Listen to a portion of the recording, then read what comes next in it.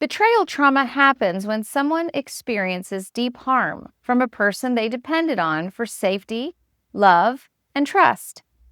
For your partner, the discovery of hidden sexual behaviors, lying, or broken promises doesn't just cause disappointment. It shatters the very foundation of the relationship. It's not just about what you did, it's about how what you did affects who they are, how safe they feel, and whether they can trust reality itself. This is important. Betrayal trauma isn't just emotional pain. It affects the body, the mind, and the spirit. Many partners experience symptoms similar to PTSD, symptoms like flashbacks, hypervigilance, nightmares, anxiety, and overwhelming grief, just to name a few. You've probably apologized dozens of times for your acting out.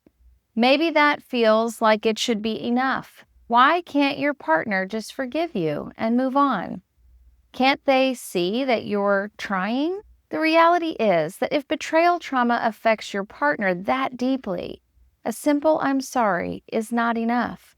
When you understand betrayal trauma, you begin to see why healing requires more than quick fixes or reassurances. There's far more work to be done to heal from that kind of hurt. That's where empathy comes in. Empathy matters more than an apology. An apology is often about you. It can ease your own guilt or show that you regret what happened. But an apology, no matter how sincere, doesn't always meet your partner in their pain. That's why empathy is so powerful. Empathy is the ability to step into another person's experience, to imagine what it feels like to be them, and to communicate that you understand. Here's a simple definition.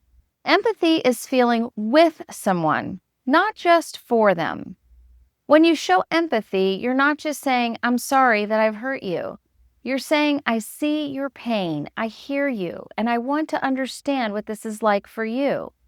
That creates a bridge, a way for your partner to feel less alone and more believed.